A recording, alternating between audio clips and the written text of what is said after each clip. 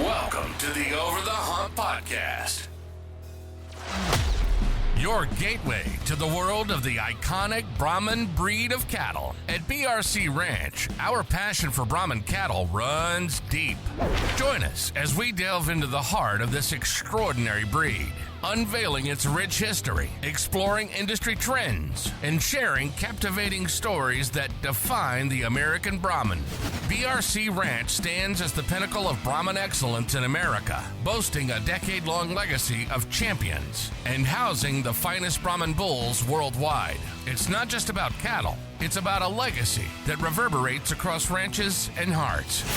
Brought to you by BRC Ranch, where the Brahman legacy thrives and stories are woven into the very fabric of ranching. This is Over the Hump. And now your hosts, Brendan Cottrell, Rachel Cottrell, and Keaton Dodd.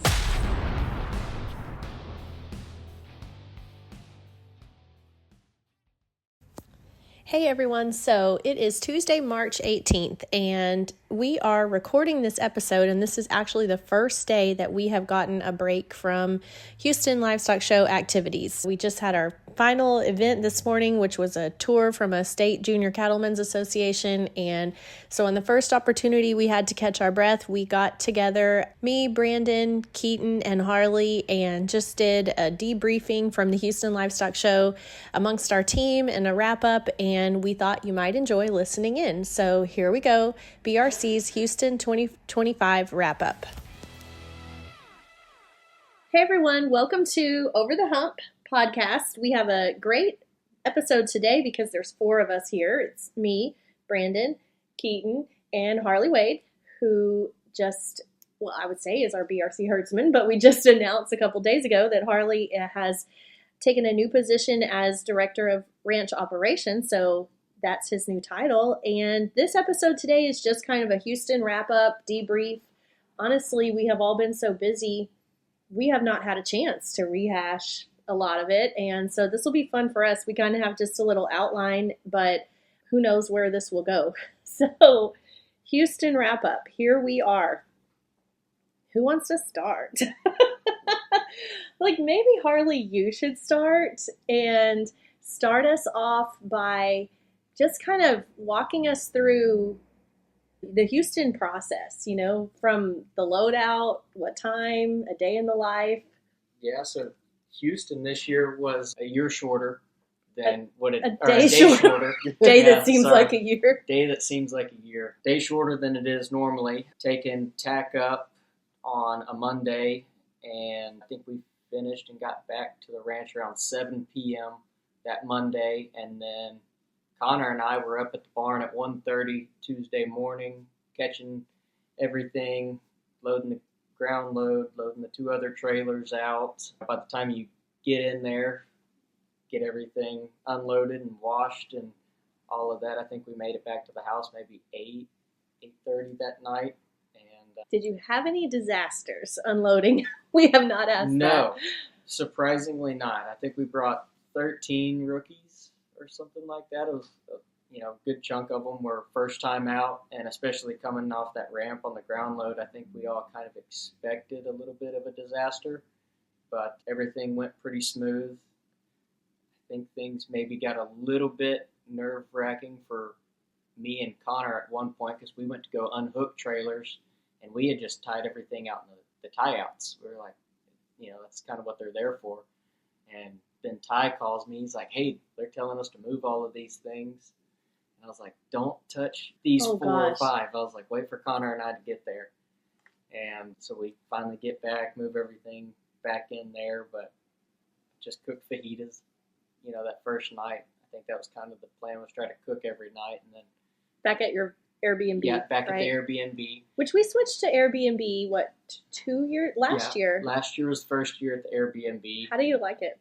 I like it a lot. The house that we stay at for Houston's nice. It is in the middle of the 3rd Ward. I think it was female show day. We were leaving the house at 2:30 in the morning, and you just hear pow, pow, pow, pow, pow. So heard some gunshots. Oh my God. Got over there, and that was a long day, going from 2 a.m. until I think we got back to the house at like 12:30. The female show, the heifer show day. Heifer show day was long. Yeah. But good day there. No complaints. Really appreciated the time and conversation the judge took on all the cattle. And then here comes Friday.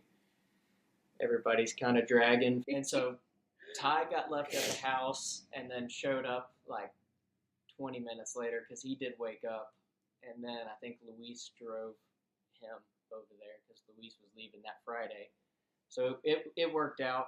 I think we were running like 30 minutes behind that morning. And then we go to grab the cattle off the tie rail or tie outs, and half of them are gone. This is the infamous Friday Yeah, morning, right? So half of them were gone, and we're just like, so then we walk back to the wash rack, and here's old Brandon with this felt hat on, just covered in water, and he'd washed like the first 2 division of bulls for us, which was a good morale boost for sure. You gotta jump in here, Brandon, and tell us what you were thinking, because I was actually really proud of you for this. You snuck out. Keaton didn't know.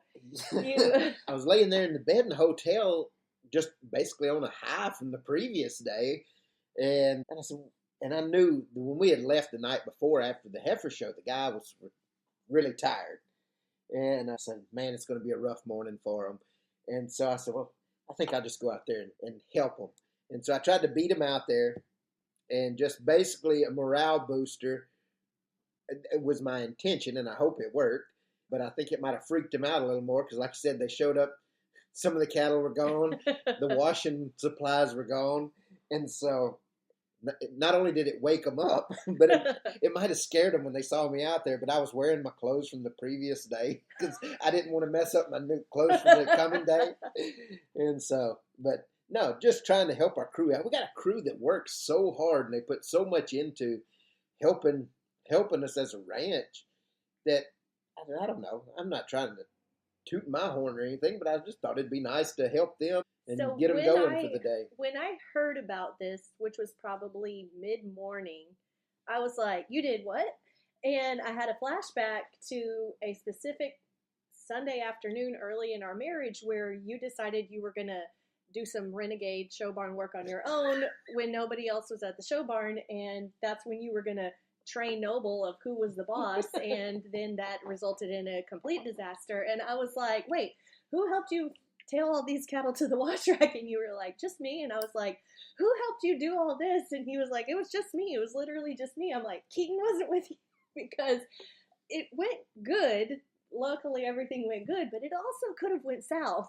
I'm just picturing you leading 413 and just spread eagle on the just concrete. Like Harley mentioned before, they didn't have any wrecks coming off the trailer and everything. I knew they'd done their homework before they got there, and the cattle were right, and so I wasn't too worried.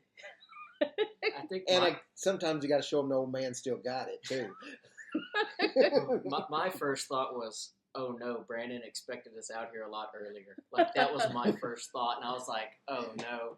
I remember them walking out there, and they were very sheepish and timid in the way that they were stepping. And then I just tried to greet them with a happy good morning. Oh, that's funny. There was some long days. There was definitely, I mean, on average. What would you say is your day? 18 hours? More than that? I'd say on the short side, 16, and on the long side, probably 20. So on the first day we got there, the day we loaded out, we got to the barn at maybe 2:30-ish a.m. And then that's when I took Molly to Reba, and that concert lasted late, and we didn't get back to the hotel till midnight. And I was like, I just had a 22-hour day, and the show hasn't even started yet. Yeah. But it was worth it. It was definitely worth it. Yeah, that's fun. That's so a day in the life. Any, I don't know, surprises from Houston back at the stalls that even we didn't know happened?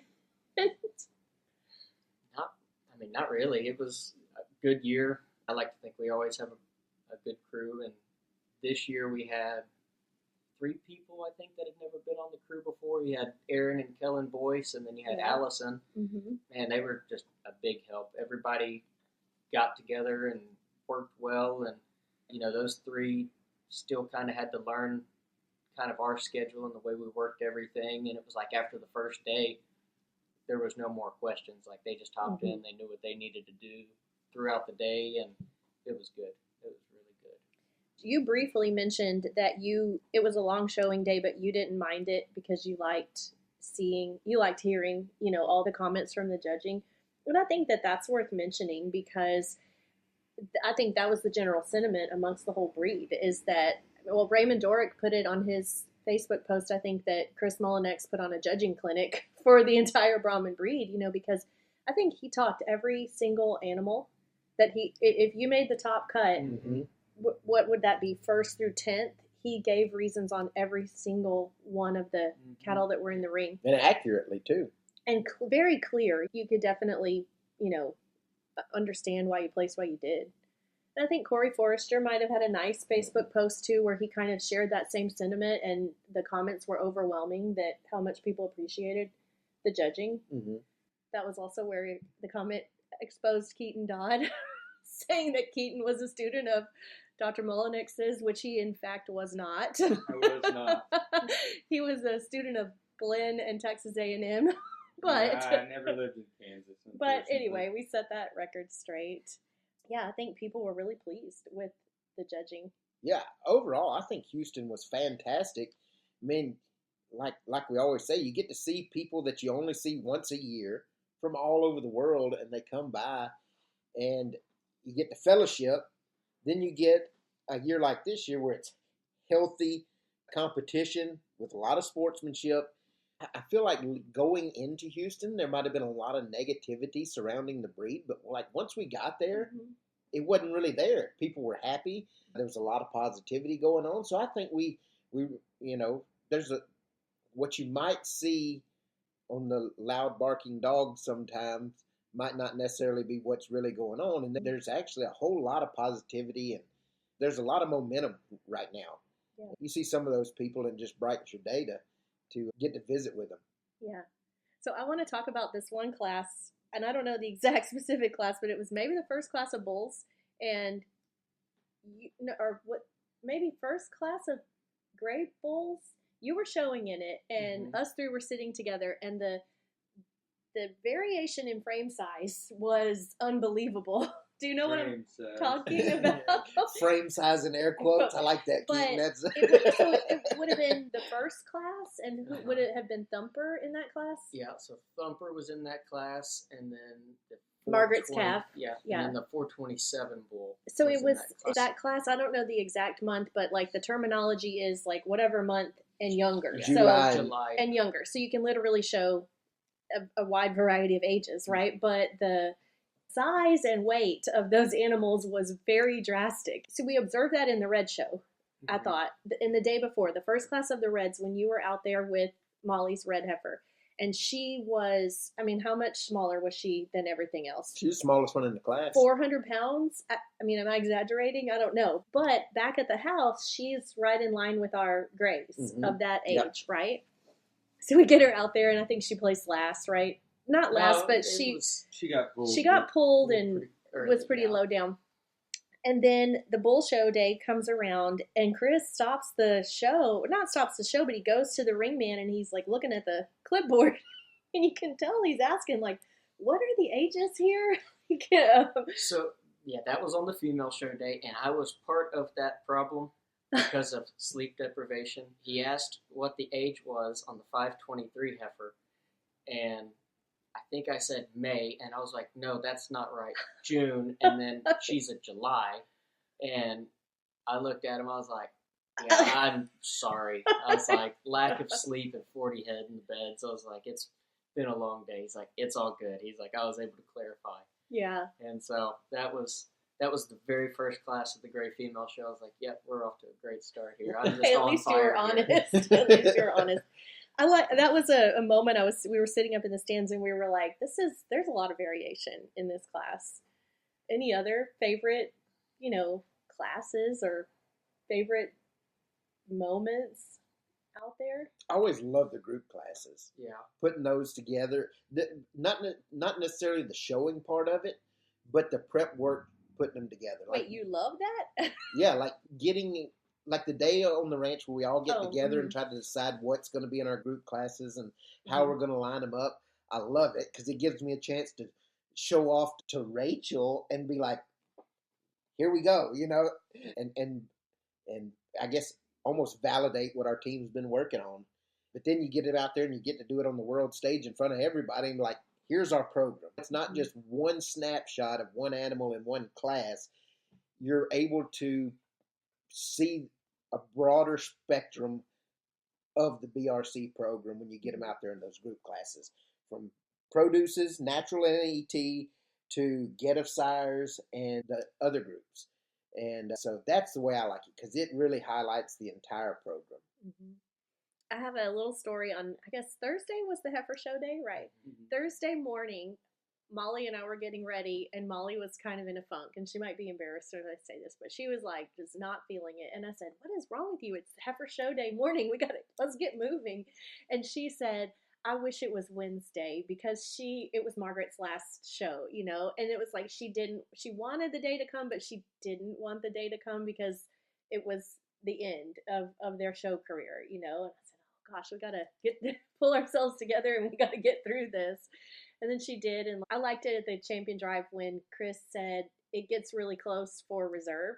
Mm-hmm. I thought that was kind of a cool moment. It took me a minute to kind of click of what he was saying and where he was looking and all of that. I should also say I'm the worst calf at side showman in the history of BRC because I showed that thing terrible. And I think the last calf I've showed at Houston was 382's calf, and I also completely failed miserably at that. You didn't necessarily fail. You just had an uncooperative teammate. I was playing like the whole card of like, I'm a bad showman with that calf, like, because he was done. You know, he was like just... And so I would like walk around slowly, really slow, rather than trying to set him up, not make eye contact with anybody in the ring. That was funny. Want to move on to the bull show? Yeah. No, I think, shoot, that was just as proud as that one of anything. Of course, in the bull that starts out and wins the whole thing, Johnny Brahman, a special pet project of ours that working with to make sure we keep the real world function in the cattle and bring in some outside genetics and outcross things to keep things running fresh for a long time. In honesty, the bull was never meant to be a show bull, but he happened to work out and be a great one, and it paid off this time. So it added a lot of validation to that. To yours and Keaton's me and Keaton. And so... And congratulations to the Parton family, too. I know Janet was really excited. Oh, yes. Yeah. But it helped me pump my chest out a little further. And so I'm really, so for those really that proud may about not that. have known, our grand champion bull was BRC Johnny Brahman, 299, who's part of our genetics refresh program, Sweetie, out of a Parton bull. Not just any Parton bull, but the King Garrett 584 1 bull. I forget the numbers. But that bull's done a great job for our program. And then the Partons have been so helpful through it all, and we're so glad to be able to share in a lot of those genetics. And so really, really pleased about that. So, due to much berating by Jimmy Sartwell, I'm hesitant to bring this topic up. But so I think we had 6 bulls in the drive. We were short on showmen. As Vicki Lambert said, they had to pull in an extra showman, and I understand that was me that we were referencing.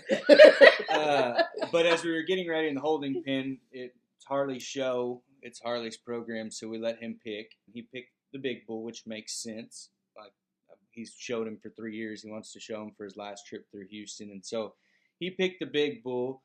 The 2 younger bulls are a little hot to handle, and I'm skinny and crippled, and so they said, well, Johnny is a bull that is good enough to win and easy enough for you to show. Would you mind getting berated in front of the world? But you're probably more cowboy than all of us. It was between you and me, I guess, as who was going to take him out. You, me, and Case Boccia, I think, is where we've gotten to. And I clearly showed my skills the day before. And he won, and I was proud of Johnny. I was really happy for you to be on the halter. It was a great moment that was very fitting for the background of the bull and y'all's, vision for that breeding, and then for you to be on the halter. It was just perfect. Well, that's good, because I don't ever want to do it again. It's not that you are a bad showman. You just don't like showing, really, right? Probably a combination of both. Probably a combination. Oh, we forgot to mention he passed his fertility test at 13 months old. They always pick at me because I want to throw that in, but I think it's important. There's value there. I mean, along those lines, Johnny was part of our stall specials the Wednesday of the show, and he was our number one seller. So clearly the rest of the USA breeders also liked the bull and invested in the bull, and we sold out all of the stock that we had, and we started on a waiting list, and that price point was $100 to $125, depending on how many straws people bought. And I think that's also a big part of what BRC and the Modern Brahman is about, is producing good genetics and then making them available to others at a price that they can use. But that excites me as much as anything, because the breeders that were buying in on them come from all walks of the spectrum of Brahman breeders. Folks that were looking to make more show cattle, folks that are looking to add some new genetics to their stuff and add some production and performance and fertility in cattle, but also just get a nice bull. Mm-hmm. And so, I mean, we had people like RB, Dr. Satterfield, Ricky Butler, Barry Smith, a lot of top breeders throughout the country were investing in this bull at a reasonable price point that they're able to AI with. So that excites me because of the data that's going to be generated from that. Mm-hmm. We're going to get lots of birth weights from a wide variety of different herds, and I'm excited of the data set that we'll be able to build from that bull's progeny. Yeah, that's really exciting. Anything to add, Harley? Not on that topic. I know the little Jesus. Yes.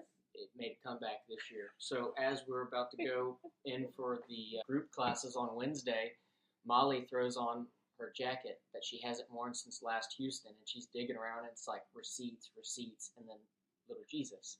And I looked at her, I was like, can I hold on to that? And I put it in my shirt pocket, and it was with me all 3 days. I was like, all right, now it sits right there on my nightstand. So thank you, Matt Warren. Yeah, no. What an impact you've made. It's awesome. The gift that keeps on giving. They both still exist. That is awesome. I think we should also mention, if we had to name a number one cow of our show, would it be Sweetie? Just about have to be. Probably. 103 had a really good show. True. 103, yeah. Reserve Grand Bull, champion female, and then another division champion. So they both had a fantastic show. Yeah. And Sweetie had champion bull, reserve division champion, and a division champion. Two reserve division champions and a division champion female. So that was good. Captain had a fantastic show. There was a lot of other people had captains that got along great. So it was cool. And I thought an interesting thing, I thought it was neat that the bulls that we had represented the drive, there were 3 different sires and 4 different females that they represented. So I think that shows some diversity in our breeding program.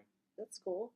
We talked about our cattle. Any other cattle that y'all, I mean, I know we're so busy, we don't get a chance to walk through the barns at all, but any other cattle that really stood out to y'all, caught your eye? Champion red female is a game changer. I'm absolutely in love with the champion red female that Stuart raised. Yeah. As good of a red female as I've seen in a long time.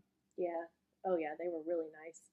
Calf champion bull of the Englands. From the time he walked in the class, and even, they were stalled right across from us, and every time I'd pass that bull, I'd be like, that's a nice bull.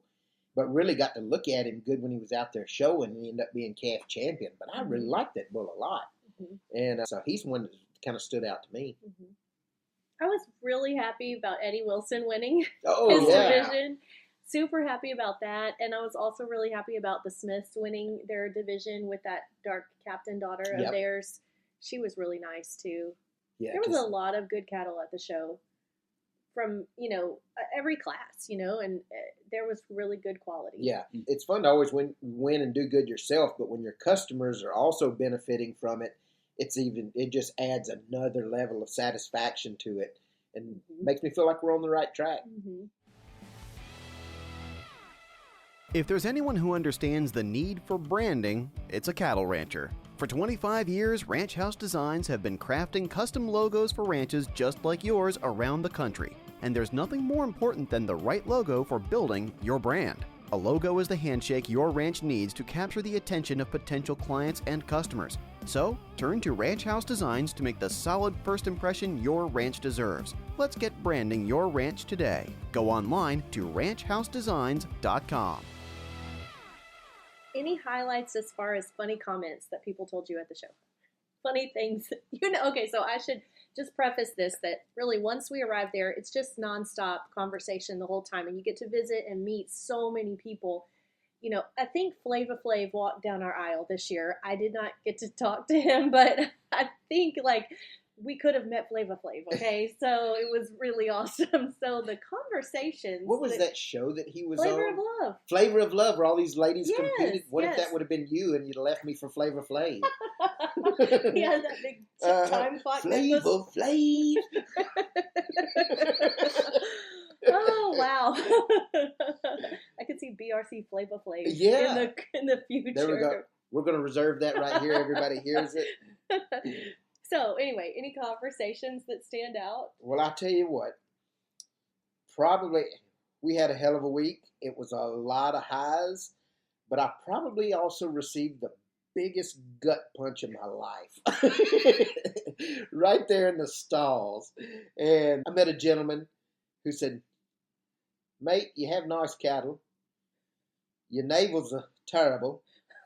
And whoever does your brands does a terrible, awful crap job." And so if anybody knows me, my brands are like a point of pride for me. And I take a lot of pride and put a lot of effort into trying to put good brands on these things. And this dude just body slammed me. Did you admit that you were the person that does the branding? No, I never did. I did not. I sat there and I tried to muster all the grace and kindness I could, just to smile and say thank you for the constructive criticism, and that's an area I'd sure like to work on. The particular man was really fun to visit with, but that one, he really got me. He got me right there in the gut. Same gentleman told me that I needed to come to Australia, and I was like, yeah, I plan on it. I really want to go to Beef and, that big event they have over there. And he said, no, you need to come work in Australia for a year or two. I was like, I can't do that. I got a wife and kids. And he said, now, son, look around. Do you see my wife anywhere? And I said, no, sir. He said, that's because I left her at home. And I was like, okay. And told me I needed to get some real experience. And told me I didn't know anything. I was just like, okay. That goes to prove you think you're flying high, and then somebody brings you back to earth. That's good. You need that every once in a while. That's right. Yeah.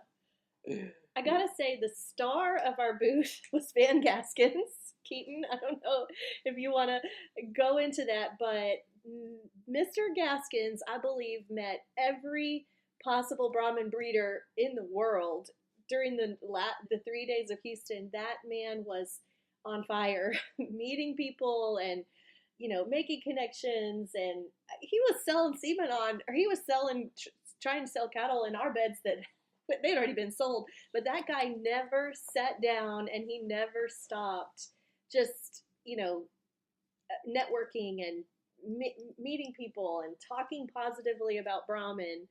It was amazing. He's a machine. Yeah, if you guys want to know how to effectively jump into the Brahman breed and meet people and get people to meet you, visit with Van Gaskin, and he'll show you how to get it done. Yes. Yeah, needs And no he introduction. I think accomplished the goal of getting Indian Feather known, and I tell you, he was a blessing to have around, because there were so many people to talk to. We all get tied up. He really helped. He just jumped right really in. Helped a whole lot. Yeah. I'm so glad he was part of the team and is willing to be a part of the team, And a good guy. Honesty, integrity, fairness, lives by it. Infectious personality. So we're really glad to have Van and Mark and the whole Indian Feather crew. And all the people. I mean, the Finleys, the Paxton crews, the Bacha family, everybody went above and beyond. It took all of us. Yeah. For those of you that got to meet Mr. Van and Mark Stanley, they also have the pig. They have pigs, and they show pigs and stuff like that, and they lay it over at the ranch before going into Houston. It was fun to have all of our international visitors ride by there, and they'd be out practicing the pigs and washing the pigs and stuff like that. And Blew their mind. a lot of the international people were like, wow, those are good pigs. And me, I'm not a big knowledge of pigs by far, but they'd be walking those pigs around, and they'd kind of parade them in front of us like we do our cattle, and we're like, oh, that's a nice pig, that's a nice pig. Then they bring one out, and it's like next level pig, and I'm like, wow, that's a good pig. I don't know anything about pigs, but that one's awesome. And they're like, yeah, she was supreme champion down at San Antonio, and I was like, well, Oh, cool. pretty cool. Right, Yeah. She ended up being reserve grand at Houston. Yeah, that was awesome. But to have them there and to be able to show off their pig program to a lot of our internationals was a cool thing, and to add to the BRC experience. Yeah, for sure. Maybe one of my favorite comments was Saturday morning after the show, we were back at the ranch, and we had a group of Costa Ricans that I was chatting with kind of on the patio, and they asked me who won the bull show. And I was like, well, we did. We had a really good show. We won the bull show. And they were like, no, who won the grand champion? And I was like, we did. It was Johnny, and we had reserve, the big bull on the end, 240. And they're like, no, the actual grand champion of the show, who won it? And I'm like, we did. People what are you trying to say here? Like, do I need to pull out my cell phone and show you Keaton in the Colombian hat? Like, and then after we established that it was us who had won the bull show, they turned their nose up and said, these are your donors? And I was like, yeah. And they're like, they're really skinny. Why are they so skinny? And I had purposely not told y'all this because I didn't want to upset you. But what would be your response to the person who says our donors suck because they're so skinny? Well, knowing the shape that our donors are in, I kind of take that as a point of pride because we don't pamper them. We don't baby them. I think they're in the right production condition. And, these donors are not just donors that are the kind of donors that just only get flushed. They calved every year. They calve every year like they're supposed to. And they stay in production, and we just flush them when we can. So, yeah, they're in natural condition. It's not like they're super antibiotics, but anti-hormonal because they have not had a calf for years and years. So I can see where people might not be used to that. But like I said, I kind of take it as a point of pride. Yeah, well, they're not fat. I think they're right. It's winter. They all have a calf at side. There's not a self-feeder out here in this pasture. What do you expect? Yeah, I think it's real world. Another highlight for me was Saturday morning when I think it was just me and you, Keaton, at the barn, and we look out to the cattle garden. We see the ground load trailer pulling into the ranch about 8:45, I would say, when our field day is officially supposed to kick off at 9 a.m. And I'm looking around, and I'm like, Harley, you're still in line at Houston. And I'm like, who's gonna unload this ground load? And Keaton, you're like, well, that would be me and you and Brandon. And so the ground load pulls in, and just as all these busloads of people are pulling in, and it's all the babies, right? It's all the youngest cattle. And so we're like, okay, we'll kick off this field day after we get all these cattle unloaded.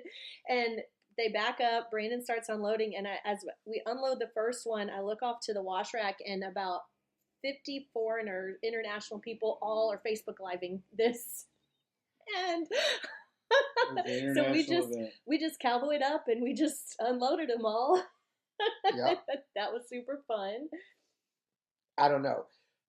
I felt really cool leading those cattle off that ground load after the Houston we had. It was like Lynn was there. It was you, Keaton, Brandon Keaton, me, and Lynn, and I think that was the people that were there. Yeah, I tell you, Lynn was a superstar during this whole thing because he's one of the only members of our team that can speak Spanish, and so when we're showing around people who speak just as good at English as we do speak just as good as Spanish, things can get troublesome sometimes. But Lynn Castaneda can roll in there and speak properly, and they think, this guy knows what he's talking about. Well, was it Saturday, Keaton, where that group of Mexicans came and Lynn had another group, and Hijo de Noble. you were like, I'll just take them, and we're like, you don't speak any Spanish.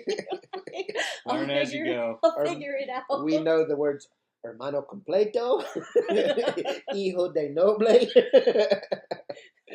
That's about all. That's Mucho about... hueso and mucho carne. I know all the numbers. Yep. I don't even know I that. can order a taco. What I have learned, so 160 is Uno sesenta. uno, is that right? 'Cause Sobre ocho. otherwise, I was going uno, seis, cero. That works As too. you count off your fingers and say uno, dos, tres Yeah. in your head. I do the best I can, okay? Any more highlights for you, Harley? I wouldn't call it a highlight, but so back to the ground load, the big truck kind of gets first priority in there to load up. And so we all go to the barn that morning and we get there and we load him up. And we're like, in years past, as long as you get to the trailer lot before 7:30, typically you're not going to wait very long. So we get over there. Me and Connor and Aaron Boyce all hook up to our trailers. And there's maybe two lines. Like there's one line that was about to go, and then there's just started a second line. Me and Connor pull into that second line. They start moving the first line, and they told Aaron Boyce, who had the tack trailer, to follow behind that line. So he goes right away. And I was like, all right, well, I mean, that's perfect. Tack will get loaded up. Then me and Connor can grab the remaining cattle, head to the ranch. Well, about that 7:30, 8 o'clock time hits, and just everybody shows up hooking up trailers. So now there's the line that we're in, and now there's 4 other lines. And sure enough, they start sending the other trucks that just got there. And me and Connor spent, I think, 3.5, 4 hours in that line waiting to go. And so I think we got back to the ranch, what was it? 3 or 4 o'clock. that day? And so it was just, it's one of those, it's like, we really appreciate all the Houston volunteers, but I hope y'all can count 1 to 5 and stuff like that. So that's always the most frustrating thing in that trailer line is when you get skipped over and all of that. But we made it home. I don't think we were in any rush. We kind of felt bad that we weren't there to help unload the ground load, but we know, like as soon as we started waiting in line, I just sent a text to Lynn. I was like, hey, be ready. Ground load's going to be there in 10 Well, minutes. he forgot to pass that along. Maybe he didn't want to give us a panic attack. We got it. We can handle it. That's the cool thing about our crew. Anybody on our crew can almost handle any task no matter what. So, and that's where we're very fortunate and blessed with the team that we have. So then following that, we had just customers from all over the next few days, which we appreciate everybody coming. And then our last big thing is the judging workout, which is a big task. Keaton, I don't know if you want to talk about that. If you No, it was good. There was a bunch of teams. I saw just about everybody, and they seemed to be pretty complimentary. And I think they learned. I thought it was a good event. Loved getting to visit with some of those coaches and hear their perspective. And they really liked Johnny a lot, which was refreshing. I figured they would, considering kind of Chris's judging background as well. But no, it was a great event that I always look forward to. Brandon said we do a lot of goodwill ambassador for the Brahman breed during that time because Lots of pets. Yes, there's a lot of petting, and literally, like, Margaret will just bust herself right up into a middle of a group of 15 judging kids and just basically go right up the middle and just stand there and be like, pet me. Yeah. Y'all are all here to pet me. Yeah, smoke show's almost a workout ruiner. You can't even look at her. Yeah. Because she stays right up on you. I got to tell them, do not touch her, please. Don't pet her. Because if you do, she's stuck with you. You're done. So you're her best friend for the next 30 minutes. Well, in those 2 breaking pens, I mean, there was, I don't know how many calves are in there, but maybe 10 or maybe 8 to 10, and they were all just lined up in a row. Everybody had a personal college kid scratching them. The cattle like it more than the college kids, I think. Yeah. They look forward to this week or that day.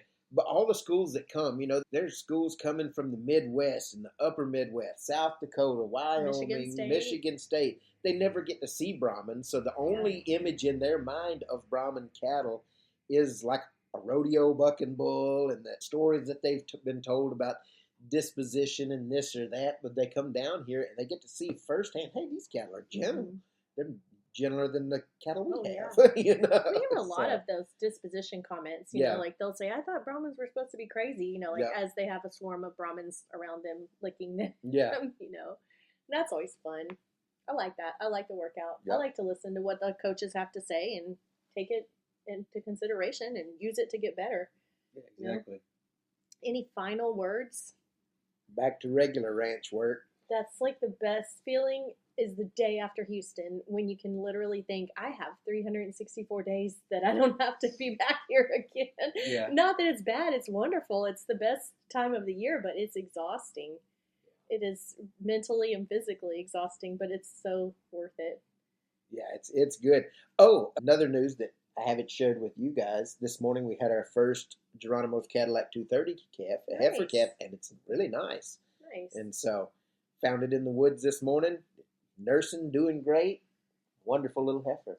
So I thought y'all'd be interested Yeah. in Well, hearing that. yesterday, Harley, you took all the bulls to Elgin, right? Yep, took all the Like bulls up. 7 bulls? Six. 6 Yeah, bulls. 6 bulls up there. Does that mean we have 10 up there right now? Probably. Great. I was thinking though how you would haul all of them, but they're all halter broke, so you probably tied them in the trailer, Yeah, right? Tied them all up in there. We took Federale 331, Johnny Brahman, Money Don't Jiggle, Amos Moses, Geronimo's Cadillac, and Yesterday Road. So took them all up there, and I think Yeah. now it's just 6 gun left back for All go to the American or Beaumont. Yeah. So, Awesome. Well, I mean, as we wrap up, like we just want to say a really a big thank you to everybody who stopped by our stalls during Houston. Thank you to people who visited our ranch. Like it literally is our favorite week of the year, and we thought it was great this year, and we just thank everyone who was a part of it in a small way.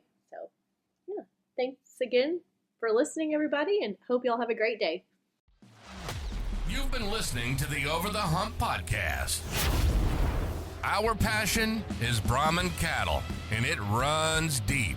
And this show is about its rich history, industry trends, and stories that define the American Brahman. We hope you've enjoyed the show. If you did, make sure to like, rate, review, and subscribe. We'll be back soon. But in the meantime, find us on Instagram and Facebook at BR Contraire. See you next time on the Over the Hump podcast.